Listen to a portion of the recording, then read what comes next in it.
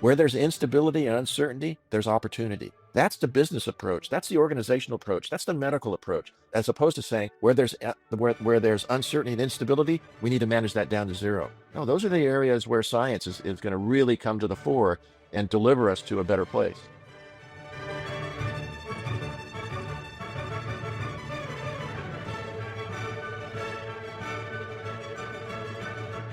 Welcome to the Science of Leadership, the podcast dedicated to helping you become a better leader. Here, you'll gain valuable knowledge, hear inspiring stories, and learn the scientific principles that promote exceptional leadership. I'm Tom Collins, your host, and I'm thrilled to have you join us on this journey to becoming a better leader.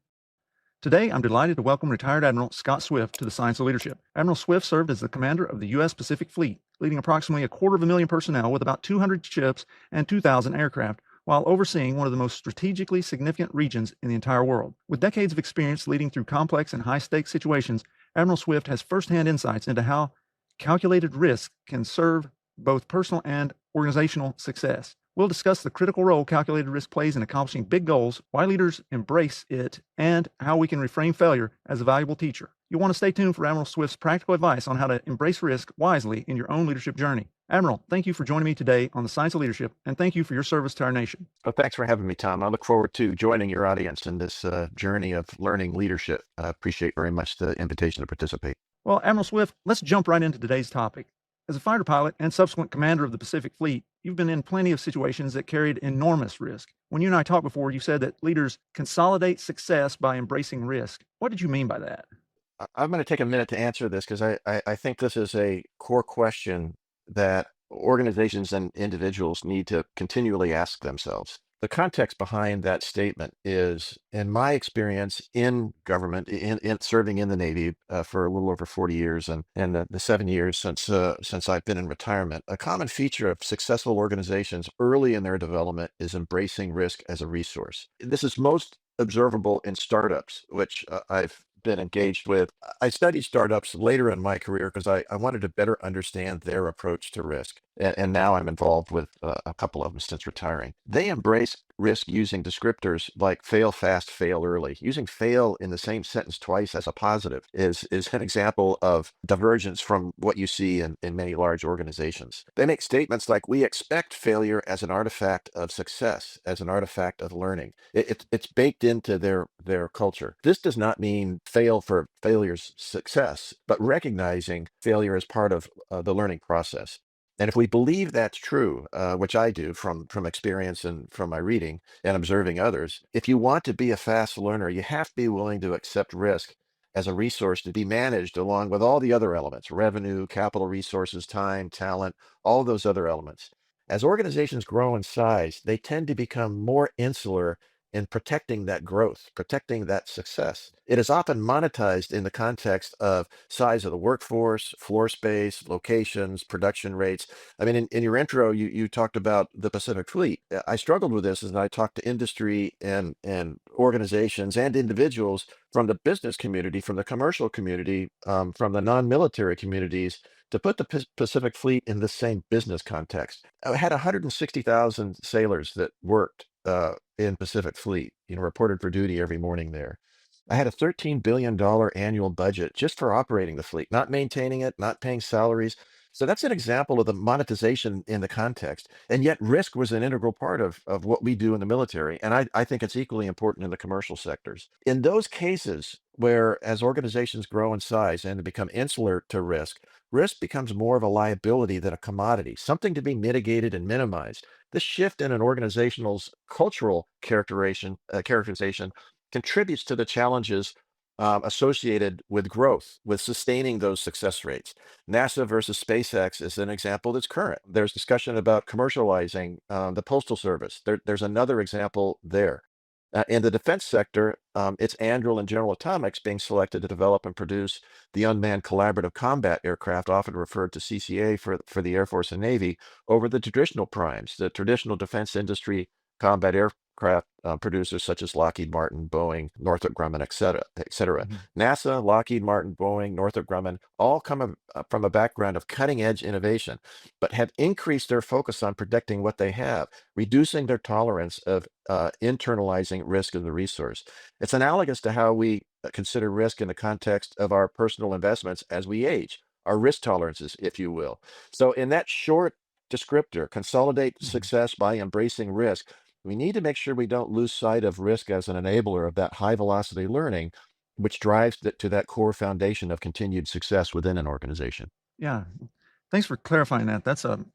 It's really a huge concept in a pretty concise statement, and I think that's when wisdom occurs. I think when you have a really big idea condensed into something pretty tightly like that. Um, as you were discussing this, I was thinking about in the field of medicine, we see this quite significantly.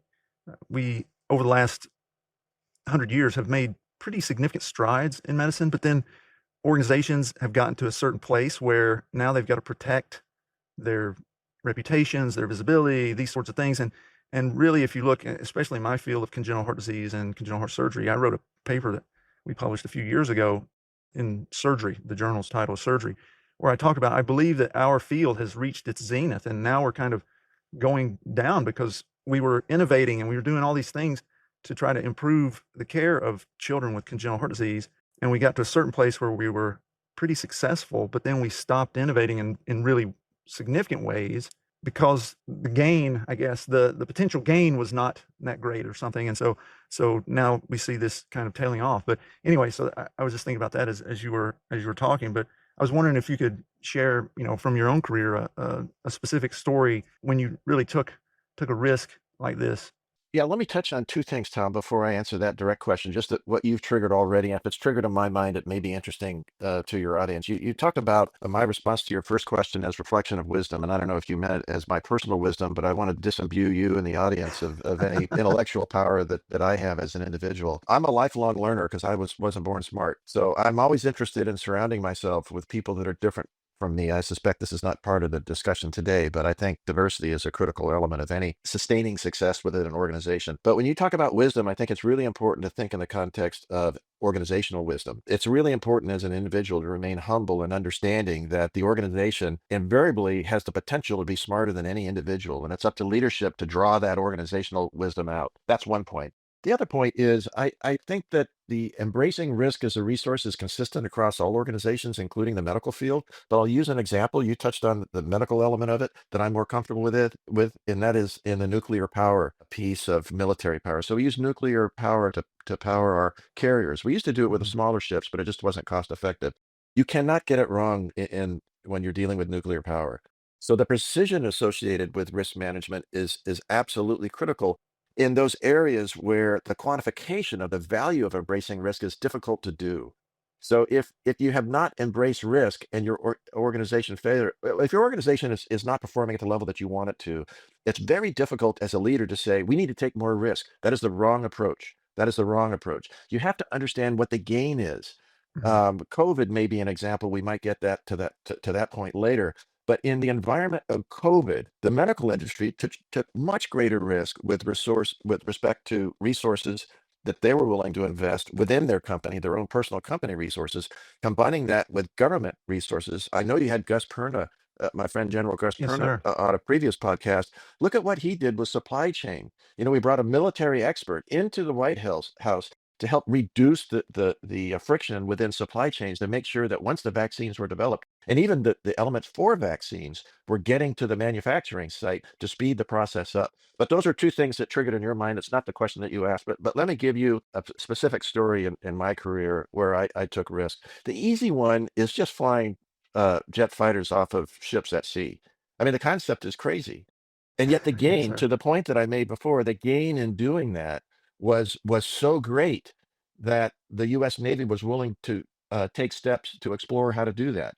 And we did it as many companies do. You look at the ecosystem out there, and instead of becoming an innovator, you become an adopter. And it was actually the British that developed the steam catapult and the hydraulic resting gear system that the Navy took and integrated into its development of flying fighters off of aircraft carriers. So this is about the fast learning. We didn't want to fail our way along and go through all the failures that the British had gone through. We took what they had and then integrated it, modified it going forward. So this is about running fast with scissors. We have to run fast with scissors because our competitors are doing it. So if we become too risk adverse and saying, okay, we're never going to run fast with scissors because it's too high risk, but everybody else is doing it, so we're not going to be competitive. We're never going to fly aircraft off of ships at sea.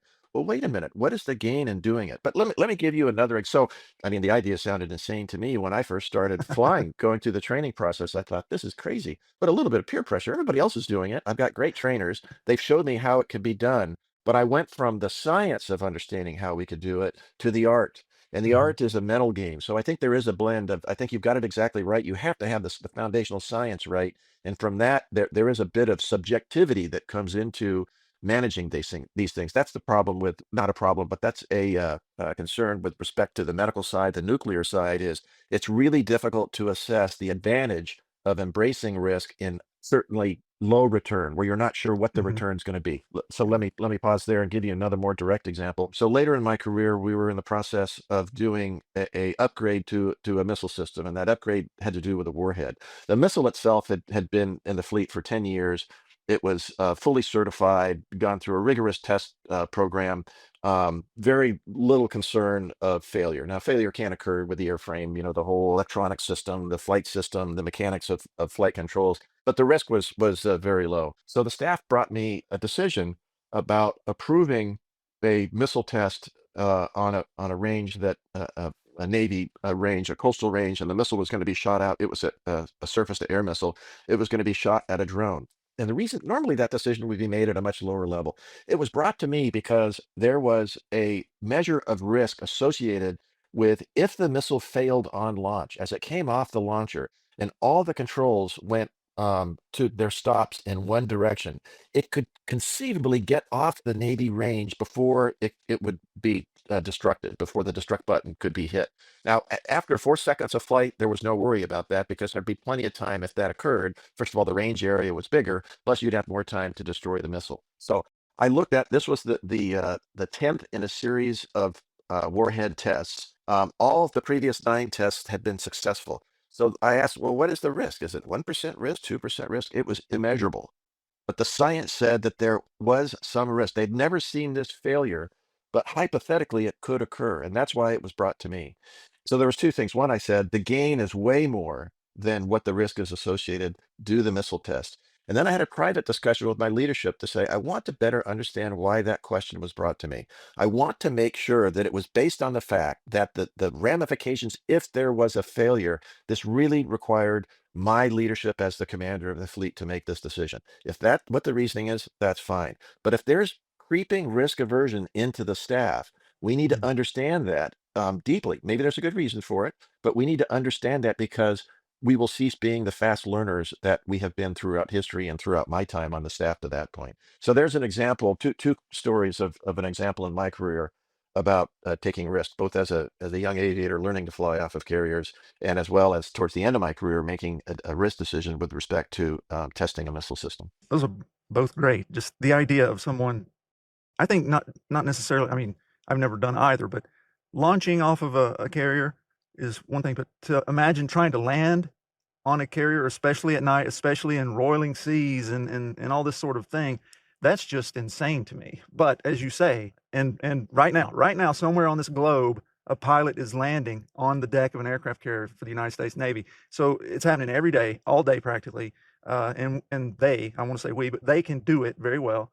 But it just seems insane to me. So I appreciate that because that has been, as you say, instrumental in our naval superiority and our naval air power superiority.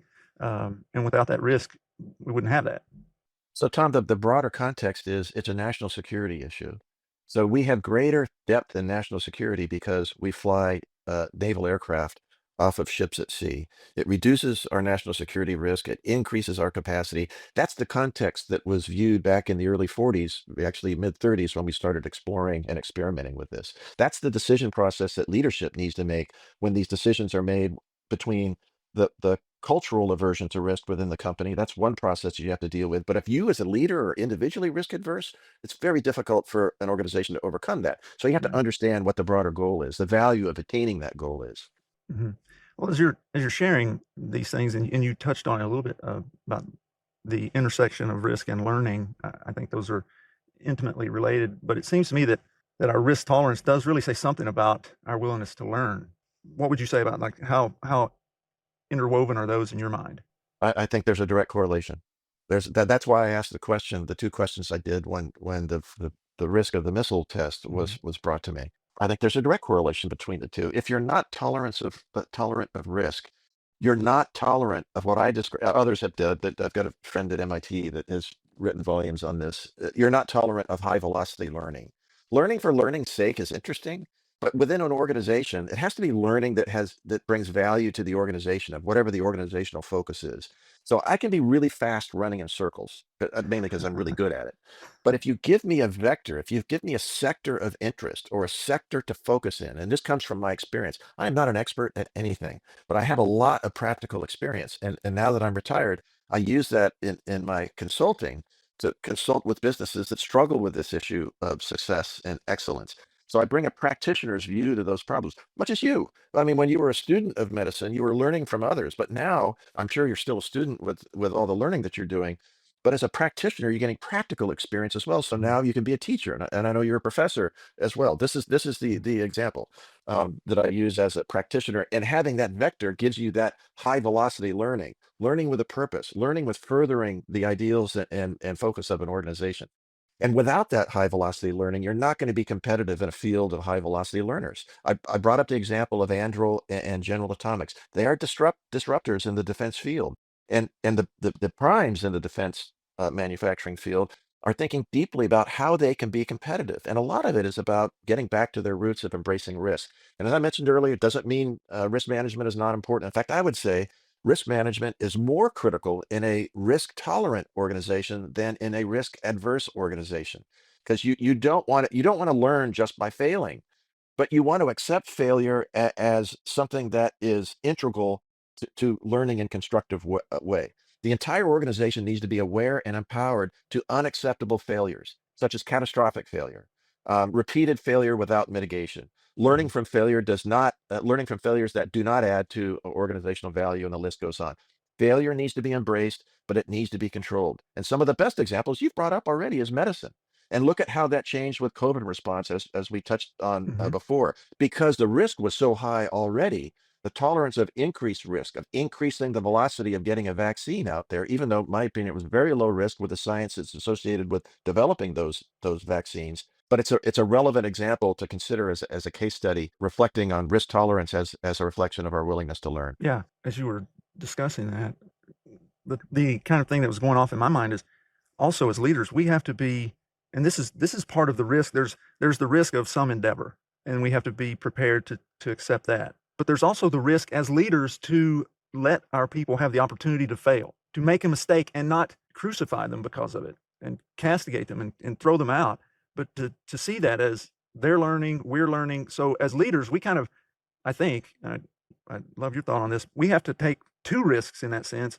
We have to be willing to have this operation or whatever it may be fail, but we have to also be willing to take the risk that this person that we have empowered has the opportunity to fail, and to stand by them and to try to help them if that were to be the case. That is a great point. I'm glad that we have 4 hours in this podcast to fully cover that question. So I want to make sure that your audience understands that this is a wave top approach to my response. Sure. You can't fire your way to success.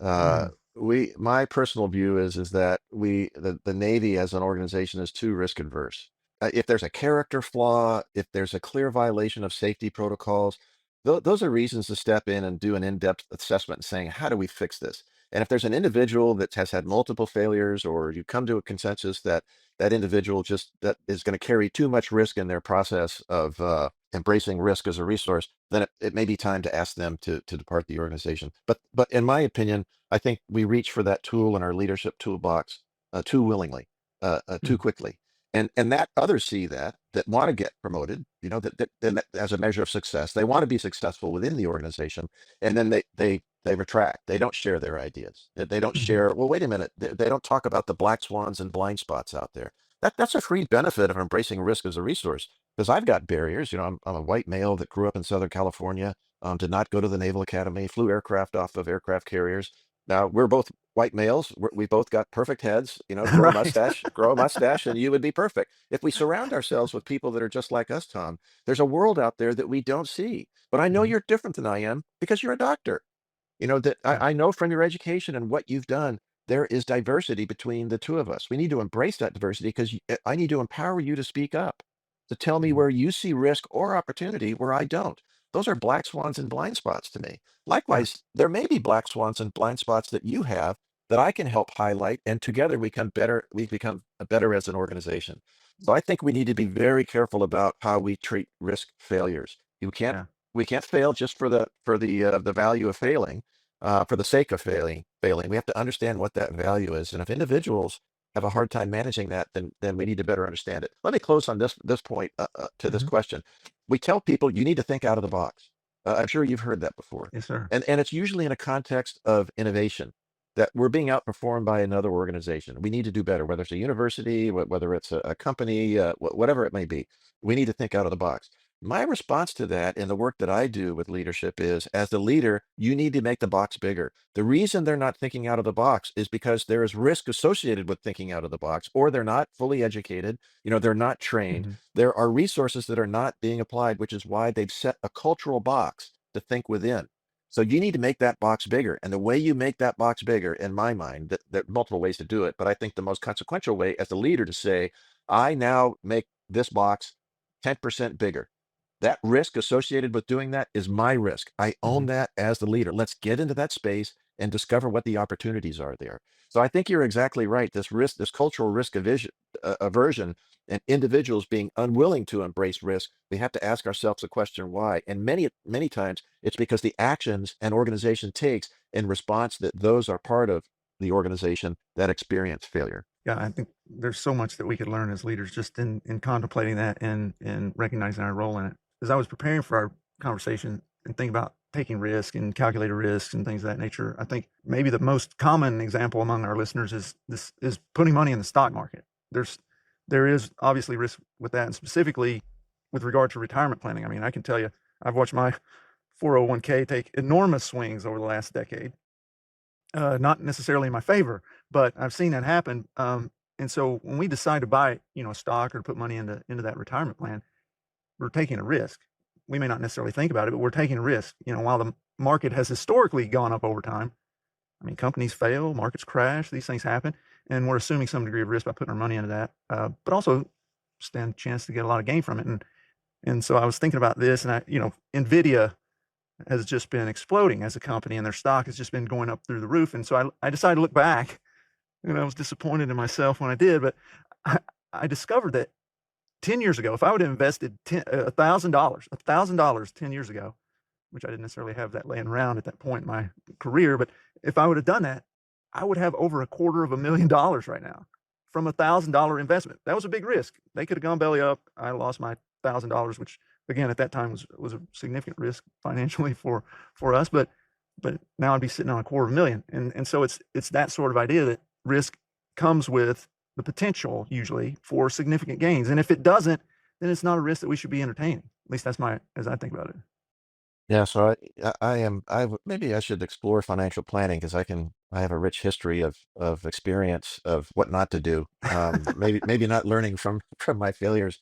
Although, I think your point is exactly right. I mean, look at the stock market just yesterday on a decision by the Fed or a comment by the Fed that there may be fewer reductions in interest rates next year than was anticipated. So you got to be careful about the near term piece as well. This also goes to the point of being able to, after an event, assessing of should we have taken more risk. We are, I don't know if we're a generational difference in age, but certainly there is a cultural difference. I use Apple as the example. Oh my lord, if I had invested in Apple, Sure. Yeah. I'd be a multimillionaire by now if I'd put $5 into it. Yeah. But to the point, I think this is an opportunity to tease out an important point about managing risk. And my parents were products of the Depression. They were very financially conservative, which is to say they were risk adverse.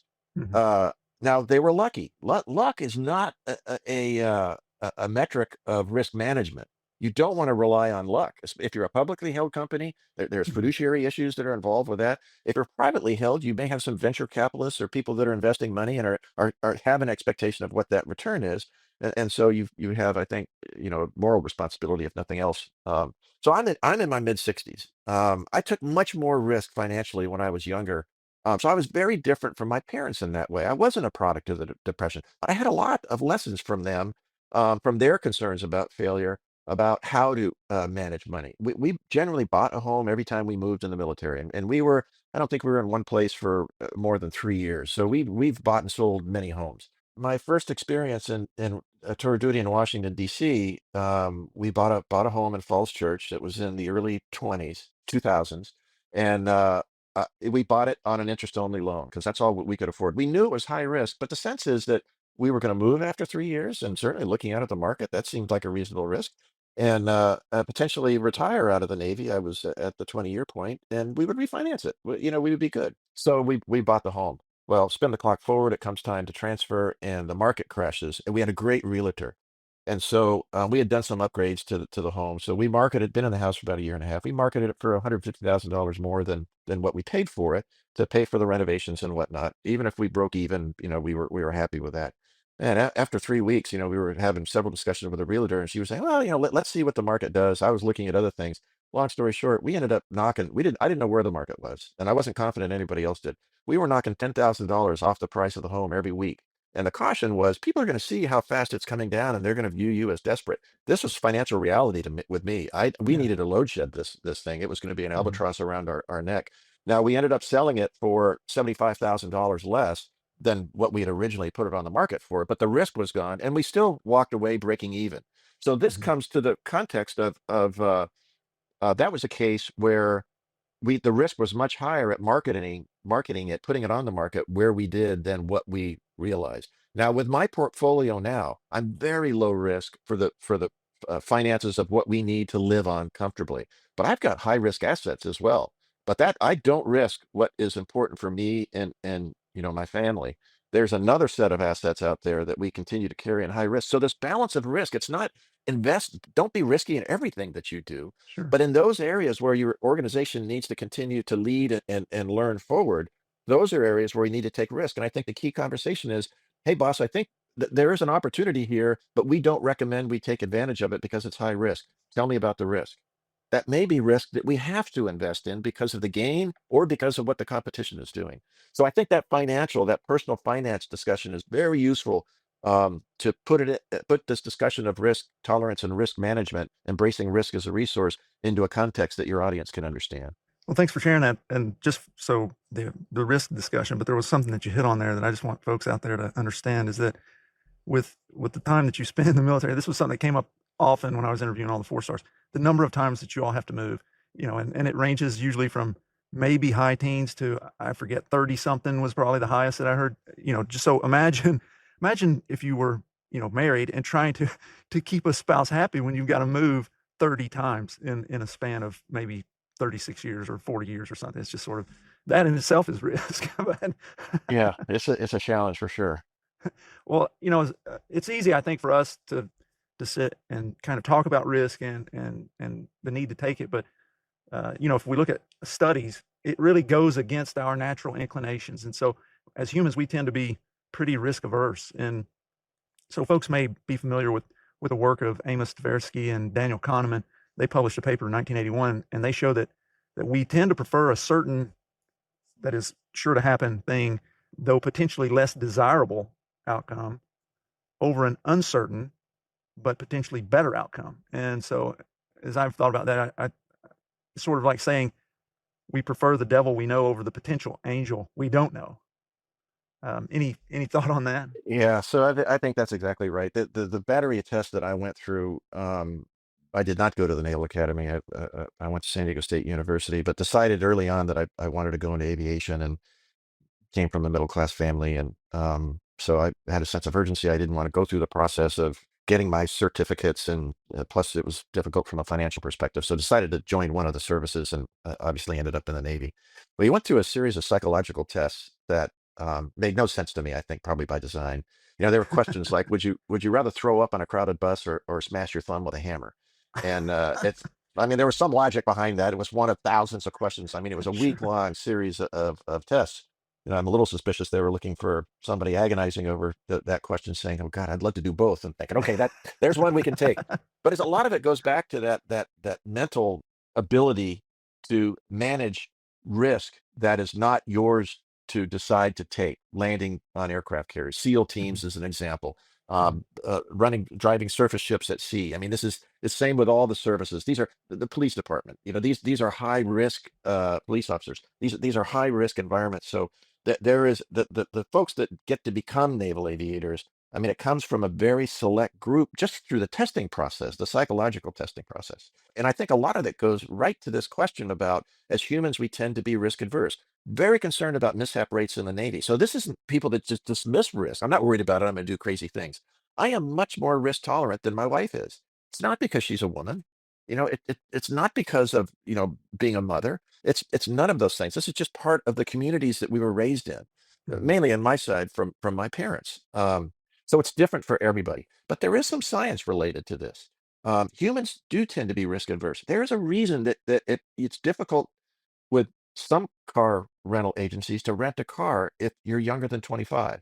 And if you are going to rent a car and you're younger than 25, if they're willing to do that, you're going to pay a higher premium. And it's because of the development of it. Part, as I say, I'm not an expert in anything. I'm going to go down a medical rat hole here with a doctor in front of me. And that is because of the prefrontal cortex development. It's not fully developed until you're 25, which is where the brain conducts cognitive functions, complex ones like decision making, consequence assessments, and et cetera. And all those are needed to fully assess risk. And the rental car companies understand this and say there's a higher risk of accidents from a science perspective by anyone that's younger than 25. Now, it's not a hard, fast line. Your life experiences, you may be much more developed than someone else that's younger than 25. mhm, But I do think that this is baked into us as human. No one wants to smash their hand with a hammer or throw up on a crowded bus. I'm not suggesting that you go do that, but I'm back to the comment that I made earlier about when you're presented, you want to make sure as a leader that you're presented by opportunities that subordinates or the staffs may have rejected and understand why. It's why they brought that question to me about that missile test. I wanted to know the why mhm, behind it to make sure that we were remaining whole as an organization in our ability to learn about a world that's constantly changing around us. Where there's instability and uncertainty, there's opportunity. That's the business approach. That's the organizational approach. That's the medical approach. As opposed to saying where there's uncertainty and instability, we need to manage that down to zero. No, those are the areas where science is going to really come to the fore and deliver us to a better place.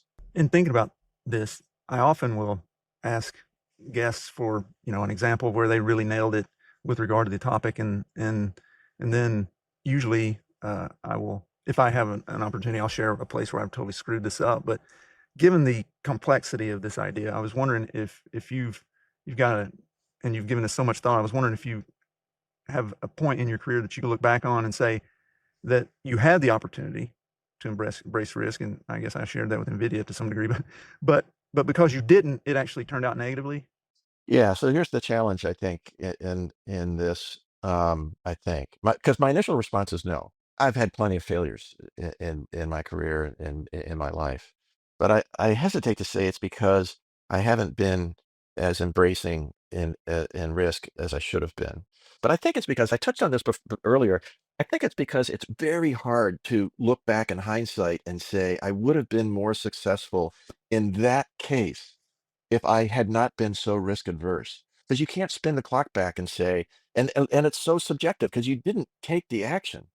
You Mhm, didn't accept greater risk. It's very difficult in my mind. Maybe it can be done, but in my mind, it's very difficult to attribute a higher level of success if you had taken more organizational risk. Now, across the board, I think you can do that with multiple examples because now you have a data set that you can draw on, mhm, especially if you can compare it to others in the industry or in other fields and saying, look at what we've done with vaccine development. I mean, there's two companies in the world that are extraordinary in being able to rapidly develop these vaccines. I was going to comment this on the end in closing as I was thinking through the broader context of your podcast, and that is process is more important than product. So if you have a failure and you think that risk aversion may have been contributing to that, then I think you have to go back and look at the broader process. It's not this specific product. It's not that the lack of of investment in NVIDIA. In fact, Tom, you gave the answer. I didn't have the resources. So it wasn't that you were risk adverse. You couldn't afford to take $1,000 out of the rent and out of the food and all those other Mhm. things that you had going on. That's a huge risk. That's where I go back to this risk assessment is so important, and people unwilling suddenly because they've monetized where they are, they've got so much value. I want to reduce my risk down. No, I'm comfortable living in the rest of my life with a portion of what I've set aside for retirement. But there's another portion that I want to continue to grow. That's an endowment for my children potentially. Mhm. So I think, yeah, I would say because it's very subjective. It's difficult to do, but I would say history is full of examples of failures, and historians go in and they tend to pick, military examples are the one that come to Sure. my mind, but where Sure. Eisenhower failed, where Eisenhower's success is the attack on Pearl Harbor, December 7th, that's still fresh in our minds. That it's useful to go back in history and ask ourselves, why did that happen? What could we have done differently? And I think risk should be part of that equation. But I can't look back at any specific decision that I made and said that failure occurred because I miscalculated the risk. I should have Yeah. taken more risk. Well, I think that's I appreciate that, uh, cognitive honesty. I think that it is, as you say, it's hard for us to recall, and as you mentioned, there are data sets and people have Blockbuster comes to mind in this thing, but one example that came to my mind, most people may not know, and so I thought I would share, is that General Motors actually introduced the first mass-produced electric vehicle. They call it the EV1, and that was back in 1996, but because they really didn't sell well, and if you go back and look at pictures, you may be able to discern why, but GM determined that EVs really occupied an unprofitable niche, and they stopped production in 1999, and that was just 4 years before Tesla Motors launched. And so, Tesla focused exclusively on electric vehicles, and then in these ensuing basically 20 years since that time, Tesla has become the global leader, and with a market valuation as of the end of 2024 of $1.25 trillion. So along the way, embracing risk has led to tremendous learning, revolutionizing battery tech, and really what's possible for electric vehicles. So I think Tesla is a good example, really, of somebody that embraced risk to consolidate success. And the GM experience back in the 90s is a good example of a corporation that didn't and now has this going on. Yeah, it's a great point, Tom. I'm not the expert on this, so I'm really spitballing on this response. But I think there's an element here that's important. I think that the first question leaders need to ask is why. The next question they need to ask is how. And the last question they need to ask is what. We need to think strategically, plan operationally, and act tactically. Thinking strategically is the why question. Why are we having this problem? Whatever the problem is. The next question is how. How do we get after the problem broadly? So if you're talking from, my field of expertise is leadership and management, but also on national security. So how do we get after our national security? We tend to turn to the military every time, and we have all kinds of resources in the national security domain. That's a good example of the how. And Mhm. then the last thing is the what. And in the military, we tend to focus too much on crisis. This really started. I was frustrated that we don't think enough strategically. We don't plan enough. We call it operationally at that middle level. What are all the hows that we could get after the problem? We tend to go right to the what are we going to do? I think the what is the last question to ask. The what is made up of the hows. The hows are supportive of the why. Because if the organization understands why we're doing something, they're going to self-align behind it. This is an example, excellent example that you brought up. Look at the differences between. I think you said it was 96 that Yeah, GM. 96. Yeah, look at the cultural difference. Now, look at the technology differences. I look at Elon Musk had just made a bunch of money. I think in eBay. I'm not sure where, but he had a bunch Mhm. of money. He Yeah. he convinced a bunch of venture capitalists that it was worth their money, 9 failures for every 10 success, that they invested a bunch of money. So he's well capitalized. They had an idea of the charging infrastructure that was needed. So this was about building an electric car that would be used for commuting, not for long distance. That's where my understanding of the original range designs were. There was increased environmental awareness. There was a young base of potential buyers that was really interested in tech, comfortable with it, comfortable with innovation. No buttons, no switches. That was a huge draw in of itself. So it was very different than 96. I mean, look at the ranges of the vehicle in 96. Look at the battery technology, the manufacturing technology. Not taking anything away from Elon Musk. He had to drive this to this success, be willing to embrace risk as a resource. But I do think that that when we look back at those examples, we need to look at them in a positive context. What are the Mhm. positives that we can draw? Why was Elon Musk so successful with Tesla? And why did GM decide not to go forward? And but now look at the competition. It goes back to my example of landing and taking off from carriers. Navy didn't start with a clean whiteboard. They started off with what the British Navy had already experienced with.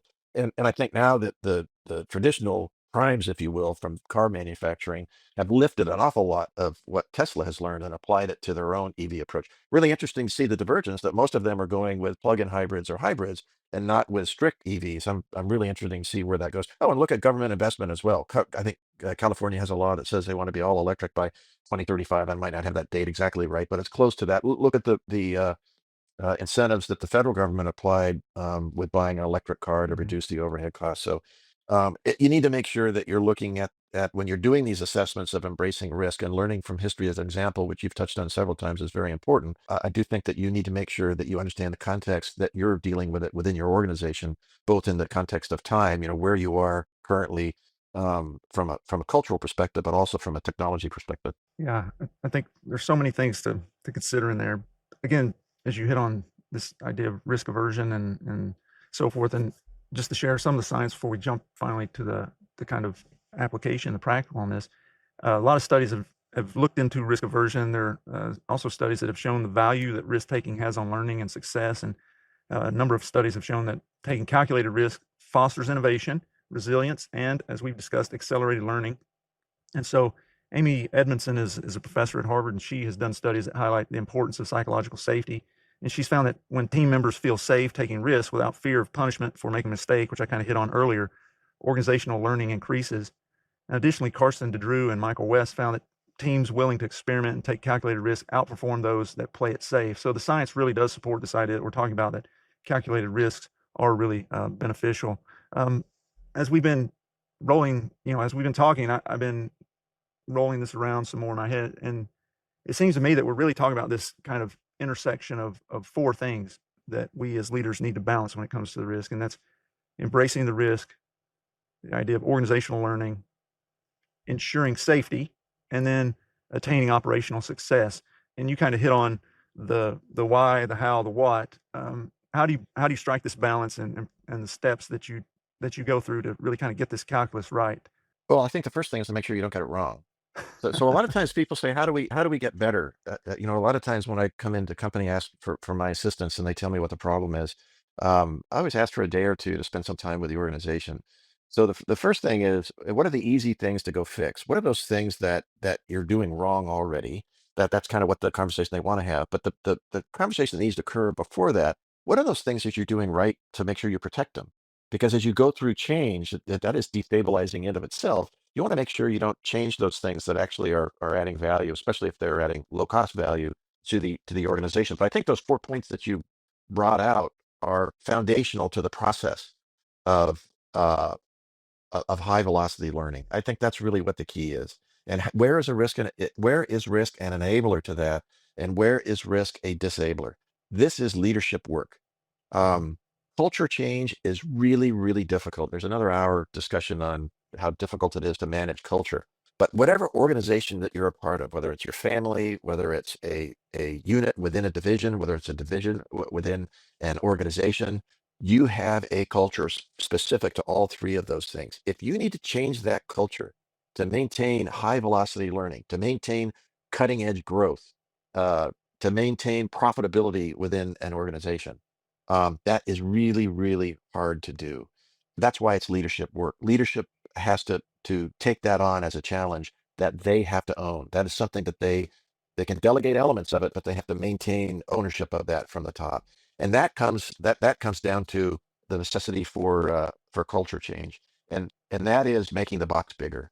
Is that Mhm. you need to tell people that we need to increase our risk tolerance. That doesn't mean just get out there and run fast with scissors. We have to run fast with scissors, but let's study how we can do that within the safety constraints. To your point, we don't want to injure people. We want to make sure what extra costs are associated with training people, then putting the mechanisms in place to run fast with scissors. So this is it has to be science based, but there is an awful lot of subjectivity that comes into it, the art part of it, Mhm. in making sure that you get this right. It's the Apollo uh, moon missions. It's Apollo Yeah. 13, figuring out with the explosion that occurred, Mhm. how it is we're going to get them back. That was all based. The risk was so high that everything was on the table. Yeah. So you don't want to be in that position as an organization that you're at such high risk of organizational failure that you're running around willing to do everything. That willing to take chances, willing to take risks needs to be baked into the organization so it stays at a manageable level.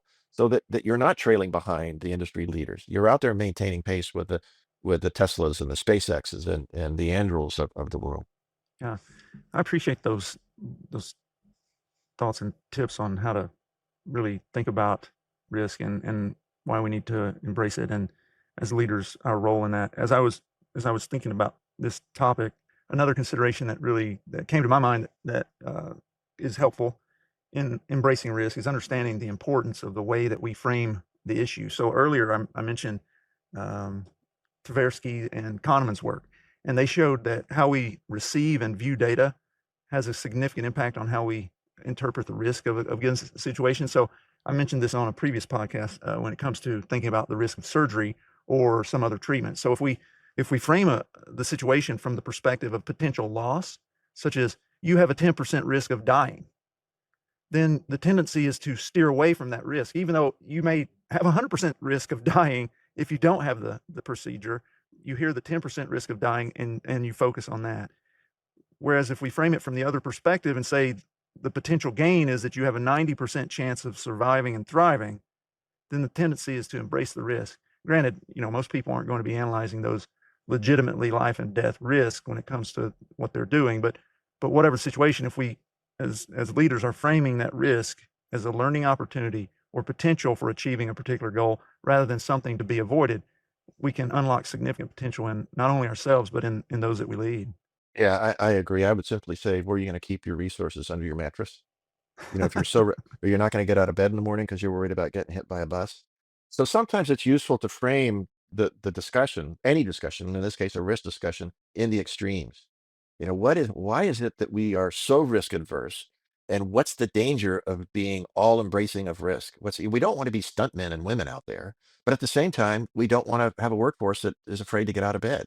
Right. Somewhere in the middle is where we need to be. So I think that's very useful the way you framed it in that context of extremes, the 10% to 90%. Well, Admiral Swift, we've had a thorough conversation. It's really been great. Thank you so much, sir, for being on the Science of Leadership today. It's been an honor. I always enjoy getting to talk to you. You have a wonderful way of thinking about things and communicating those. So thanks for being here.